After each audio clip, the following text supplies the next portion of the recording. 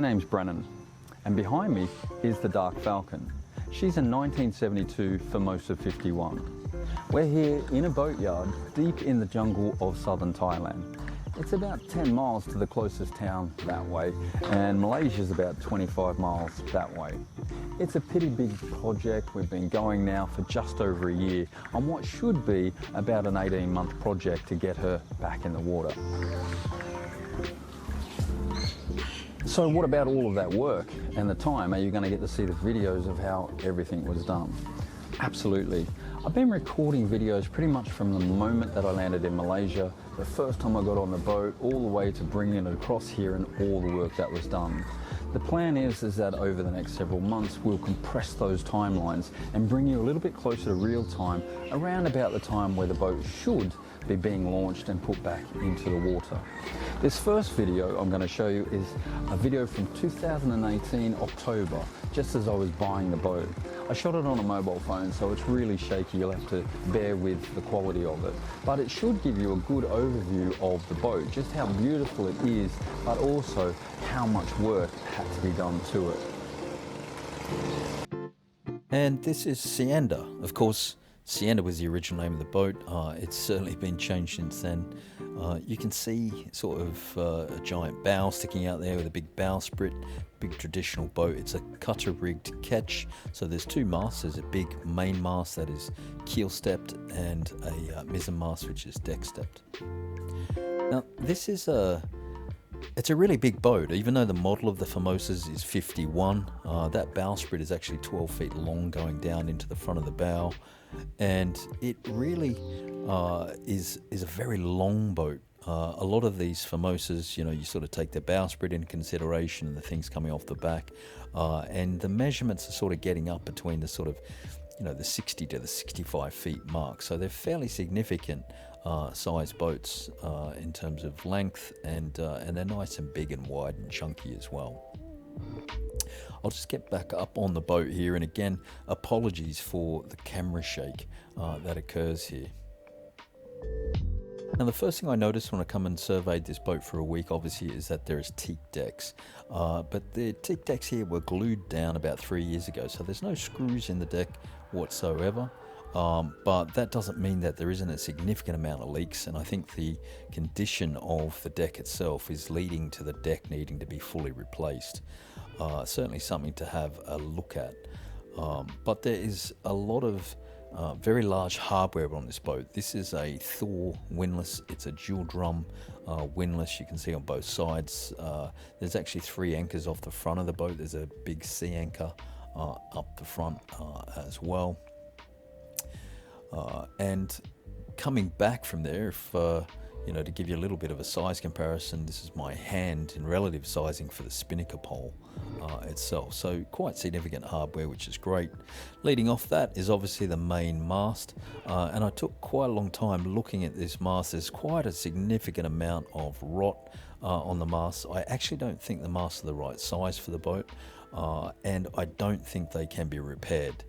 These are wooden box construction masts, and I'd need something, you know, some sort of, the timbers with really long grains, which are very difficult to get over this part of the world. So more than likely I'd have to replace both the masts that are on the boat.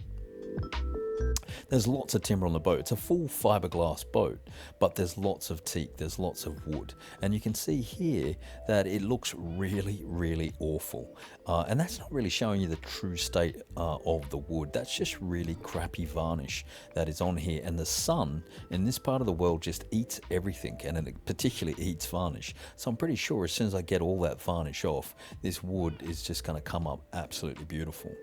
I did moisture test all of the wood while I was on this boat as well, and it's in really good condition by comparison to quite a few of the other teak boats that I'd looked at, and Formosas as well. Sort of moving forward down the deck, there's this weird custom deck box that's here under the mast, and that actually connects into the bilge system, the bilge pumping water up and out this deck box out the other side, so that I'd have to go. But there's beautiful features. I love butterfly hatches. You can see the varnish is actually in much better shape, and that's because the tarp on the right hand side was on that particular hatch. It still needs a lot of work to fix it. I love these big, beautiful windows on the front of the pilot house. They open right up. They let so much light and so much air in. There's certainly one of these features that I really, really love.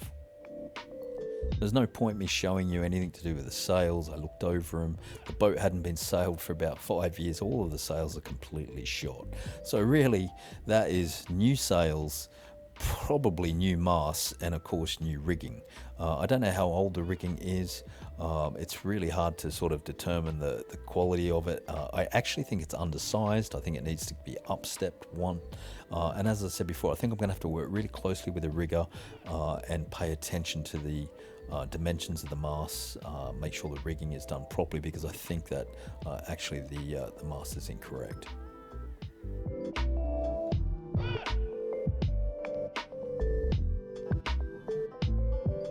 So a lot of work there, but leading back down the boat, you'll see these boxes everywhere there.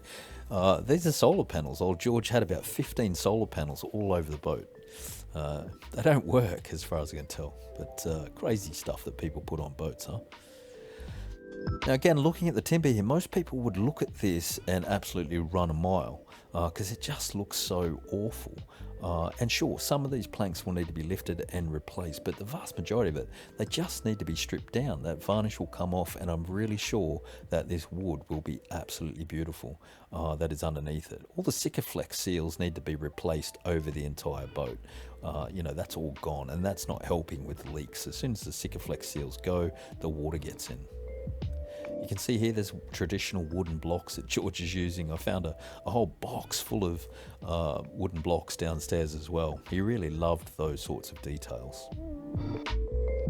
The whole boat, I just really, really love the whole boat. It's just the bones and the skeleton of the boat are fantastic. But it is a project boat, and everything like this needs to be removed and replaced or rebuilt. It's just a project absolutely everywhere. It needs a lot of love and a lot of work, but I think it could be made beautiful. Moving into the aft of the boat, this section of the boat I'm not really happy with. It's really configured poorly. You've got this oversized helm box. It's got gas bottles under it, so they'd be going. But you just got this crusty single chair there. You can't really move around. The winches are pushed up against the rails, and you've got these dodgy davits coming through. The whole area needs to be completely reimagined, and I think I could really do it well.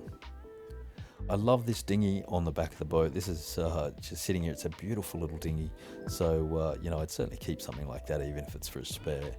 Then there's all sorts of things sitting around. This is a petrol generator sitting on top here. I'm not even sure if it works, but just spend a little bit of time on this boat and get a feel for it, and I've already think I've got some great ideas on how I could change this all up and regain and get back some of the space as well. The back section of this boat needs a lot of work. There is a lot of termite damage in this boat, in particular to the rear of the boat. This is an original teak deck on the back there as well. You can see here is a beautiful aft hatch, lets a lot of light and air into the boat. You don't sort of use that anymore to get in and out. There's no stairs there. There could be a ladder put there, but there's just not at the moment. But I really did take a good look over this particular part of the boat because it's going to need significant amounts of work to fix it up, particularly with the damage that's been caused by both rot and termites. The mizzen mast is in a much better shape than the main mast, but you can see these winches on there. None of these winches are self-tailing. Some of them don't even turn. They're seized. So all of that needs to be replaced as well.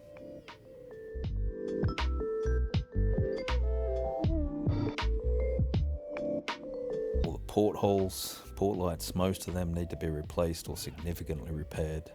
Leaky gaskets. It's just mess and stuff everywhere. I mean, this hard Dodger is great out of the sun, but it's just a little bit too low down. I kept banging my head, every day when I was here on the boat. There's no clear way to look through the top and see the top of the mast, so there's absolutely no way to sail the boat with this, hard top sitting on there either. So that needs to be thought about as well. There's just so much stuff to look over. That's why it took me a week. You can see again, you know, you've got things like these big drum winches. You know, they're significant pieces of hardware, but, you know, I actually prefer a primary and secondary winch system. So they're things that I've really got to think about, you know, in terms of what this project is going to entail. So let's go downstairs into the boat. And what I love about this boat was the layout of it. And I've seen several of these boats, and they're sort of sometimes laid out strangely in terms of where beds are and things like that. But I love the really open way that this boat had been sort of fit out. I really like this big settee up here especially. And again, these big open windows, you can look all the way down that deck, get lots of breeze in. It was fantastic. And because it's a big old Formosa, there's room, there's so much space and room. The head height in this boat is fantastic. I mean, there is at least 7 foot of head height in this boat all the way through as well. So there's no crouching. You just see how much mold is on the roof and how dirty. This boat's been locked up for 18 months just baking in the sun. But there's lots of light that's coming in through here, and there's lots of air, and that's really important for a liveaboard boat, that, you know, you get a lot of air movement through the boat. Lovely big spaces to sit. Obviously, lots of work to be done. So we have a look through the entry of the boat. There's a weird household fridge here. I'm not even game to open that. There's a traditional fridge, a box fridge there, and some electricals up the back. And I mean, this is the Smithsonian of marine crap. You can see it's just old shit that is on this boat. It all needs to be taken off and replaced, you know. But I really love the fact that there's just so much room and opportunity to do all of that on these older style boats. You can see there's a second helm here, and the hydraulics, the steering system on the entire boat is hydraulics. So these all meet up into a hydraulic ram system that is under the aft cabin bed. But plenty of old dials and stuff that's there that I can't really test and see what works, what doesn't. So I'd probably end up replacing and move it. It'd be a great project moving any of that stuff around as it is. But as I said, lots of space. I mean, these are just cabinets that are under here that's just filled full of junk, but there's so much space. I'm not going to open up these hatches. There's the motor that is in there. There's also the big generator, huge amounts of space, but there's also a massive snake's pit of cabling and tubing all the way through this boat. In fact, all the way underneath this settee is just filled full of mess. Clearly the covers need to be replaced. I mean, have the 1960s and 70s washed off them, you know, all of that. But you can easily fit 6 or 7 people around this settee. Huge amounts of space. Underneath it, at this end, is where all the batteries are, and all of the cabling and rubbish that goes along with it. It spreads all the way around. There's just so much storage. And not just under the settee, but below that, again, below the floor level, you've got about another, 3 to 4 feet of space in the hull, in the bilges leading up underneath it. So plenty of room there. I love these original doors. If you haven't guessed by now, I absolutely love wood, love timber. You can see how beautifully they are carved. They're all original. They're all still on the boat. A lot of the original people that made these boats carved these all by hand.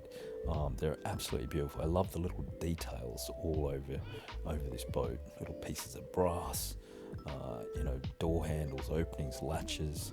You can see these are original. These are chart drawers, so they hold all of the charts. Originally, before people started using chart plotters and stuff, obviously everyone used charts. I love charts. So let's go through the back. And again, there's just a little step down here into the aft cabin. And again, huge amounts of space. These are all sort of shade cloths and stuff that were on the boat that I pulled out. They're all just sitting down here at the moment, but plenty of room in that bed. Another sort of very high 7 feet sort of clearance. You can see just how much mold and dirt and stuff is in here. At this point in time, it smells pretty awful and needs a serious amount of deep clean. You see the mold on the doors, another beautiful door. The aft head is nice and simple, plenty of room. It's got a sink, toilet, shower, And old George was a tiler, so you can see the tiles here. There's sort of some 1980s pattern, all that's got to come off, but just tiles and everywhere throughout the boat as well. Importantly, in this aft cabin, which is of course where I would be living, there's just so much storage space for clothes. There's lockers that go all the way back to the hull, a good 2 to 3 feet in some parts, and they're on both sides. There's just huge amounts of storage space for clothes. There's a wardrobe here. There's actually an old water maker inside there that's got to be thrown out. But a great amount of space for somebody to live on a boat without being claustrophobic or having everything crushed in. Nice big port light there, full size, lets in a huge amount of light. But as I said, lots of work needs to be done in this aft cabin. This is where there's a huge amount of damage from termites and rot, and it really needs some considerable work.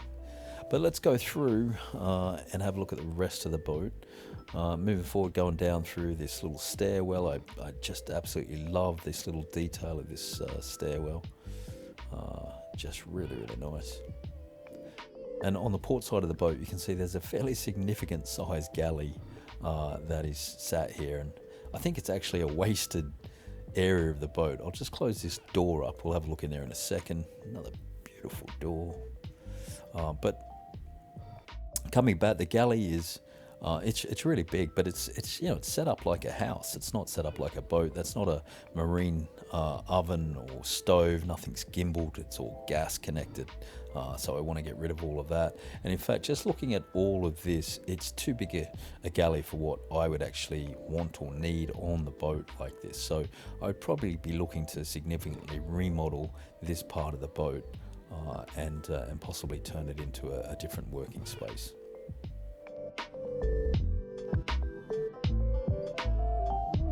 You can see, looking up, that butterfly hatch, just beautiful amount of light and breeze coming through. So nice. I just love it in here. And this is probably my favorite part of the boat. I just love this big semicircular seating and table. It's just begging to have a game of poker played at it. Great nights sitting around with friends. And that's certainly the type of thing that you buy into when you're buying a boat, is how you're going to live in there, how you're going to enjoy the space that you're buying into. I really absolutely love it. You can see that for the most part inside the boat, it has that feeling of being like a log cabin. There's just wood panels everywhere. I've got one of them open here, and I'm having a look at the hydraulics, testing some of that stuff. But really, I'd be looking to significantly change a lot of this. I'll have a quick look inside the forward, or the main bathroom. It has access from both sides with the doors as well. It's a fairly big space. It's got decent toilet and sink and plenty of cabinet space and more of George's beautiful tiles. Yeah. As we have a look through, you see you've got an entirely separate shower area with more cabinets, and a weird thing is it's got a bath. Now this bath is a bit weird. It's about twice the width of a normal bath, but about half the length. So I think it'd be pretty uncomfortably sad there, to be honest, but it's still a pretty good space to hang wet clothing and stuff like that, and it just needs a bit of work. It needs everything cleaned back up and removed. There's the back of that other opening door that comes out from this cabin, Midship's cabin, and you can see there's bunk beds on top. It's about person and a half, almost double down below, and the top bunk slides out and it has another person and a half at the top.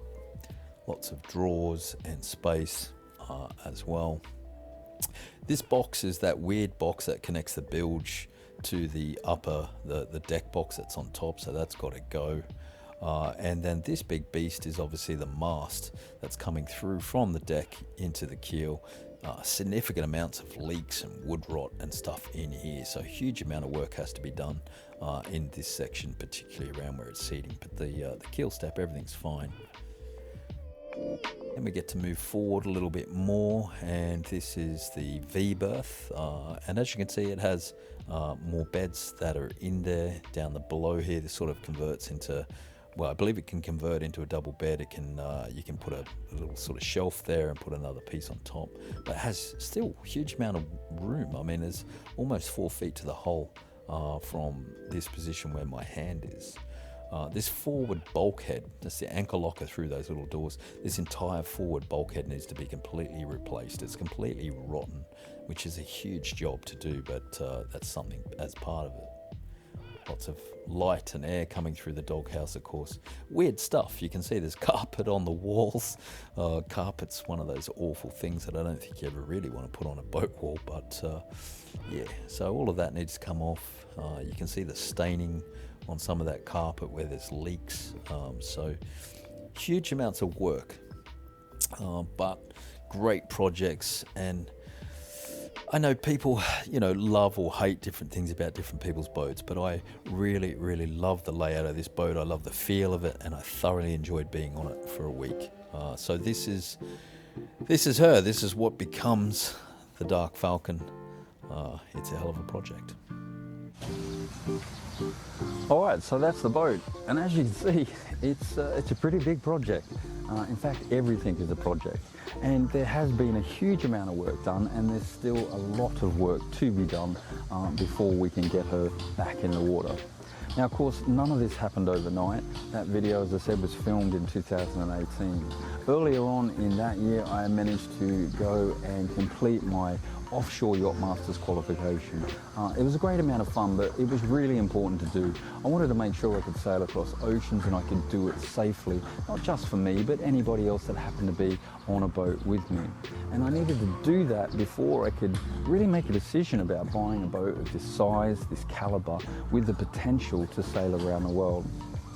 So we'll see how we go. That's the first video. The next one is going to be kicking off from the moment that I landed in Malaysia, a little bit earlier, May 2019, last year, and we'll bring you along for that journey all the way into where we are now. If you've liked the video, please give it a thumbs up. I'd really appreciate that. If it's the type of content that you think you'll enjoy, by all means hit that subscribe button with the bell notification as well. Share it with your friends if you can. We do have also an Instagram channel which features videos almost daily, but it's a little bit more real-time, up to date as what is going on with the boat. I hope you can join me for the journey all the way through, leading up to when we eventually get it back in the water. Okay, till next week, take care.